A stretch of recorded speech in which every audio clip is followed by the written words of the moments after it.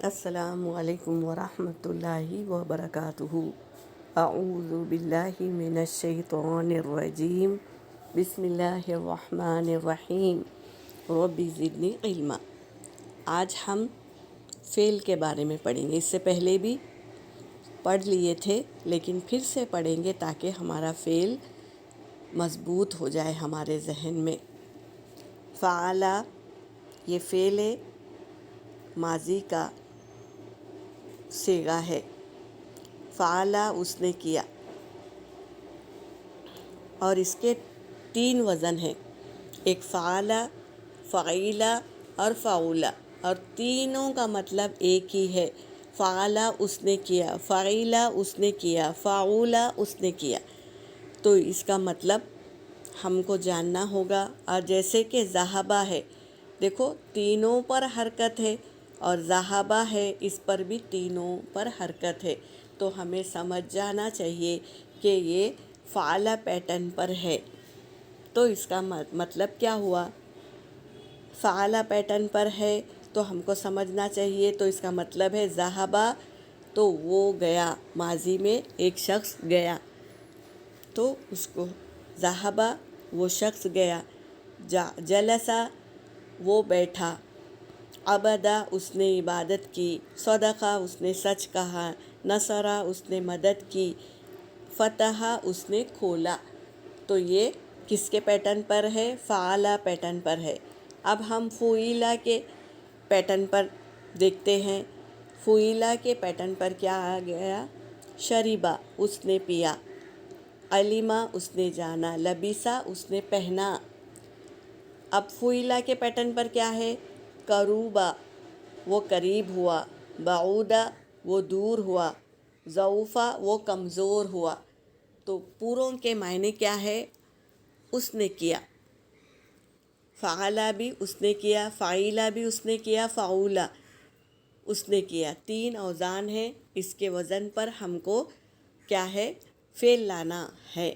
تو ہم کو سمجھنا ہے کہ یہ ذہبہ ہے تو فعل پیٹرن پر ہے، تو اگر شریبہ ہے تو یہ بھی فعیل پیٹرن پر ہے، لیکن ہے وہی فعل ہے، فعل، ٹھیک ہے۔ فعیل پیٹرن پر دیکھیے کیا ہے؟ شہیدہ اس نے گواہی دی، سمیع اس نے سنا، شریبہ اس نے پیا، رحیمہ اس نے رحم کیا، حفیظہ اس نے حفاظت کی۔ فعل کا مطلب ہے کام، اور فعل پلس فاعل مل کر جملہ اسمیہ بنتا ہے، اور فعل کا مطلب ہے ورب یعنی کام پلس زمانہ بھی اس میں آتا ہے۔ فعل تو دیکھو ماضی میں کیا ہے نا، تو ہم کو زمانہ بھی اس میں پایا جاتا ہے۔ جیسے کہ لکھنا یعنی فعل ہے، لکھنا فعل ہے، تو فعل تو کتبہ ہم نے کہا تو کیا ہوگا؟ اس نے لکھا، یہ ماضی کا صیغہ ہے، اس نے لکھا۔ اور وہ لکھتا ہے یا لکھتا ہے تو یہ حال کا بات ہو رہی، وہ ماضی کا تھا، اس نے لکھا۔ وہ لکھتا ہے یہ پریزنٹ کی بات ہو رہی ہے، وہ لکھے گا یہ مستقبل فیوچر کے بارے میں بات ہو رہی ہے، تو اس کو ہمیں دھیان رکھنا ہوگا، ٹھیک ہے۔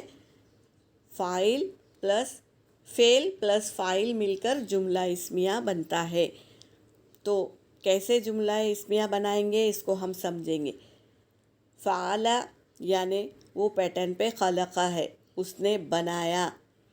اب دیکھو اس نے بنایا ہم یہاں نہیں کہیں گے، کیوں؟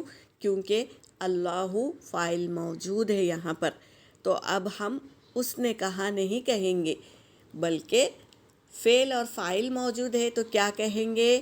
خلق اللہ، اللہ نے بنایا۔ کیا کہیں گے؟ خلق اللہ، اللہ نے بنایا، الارض زمین کو۔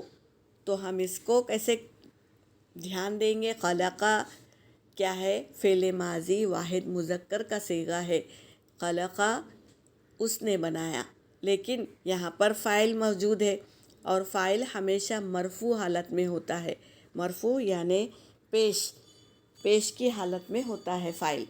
تو خلق اللہ، اللہ نے بنایا، الارض زمین کو، خلقہ فعل ماضی، اللہ فاعل، اور الارض زمین یہ متعلق فعل، فعل کے متعلق بات چل رہی ہے، تو اس طرح اس کا ہمیں اپنے آپ کو سمجھنا ہوگا۔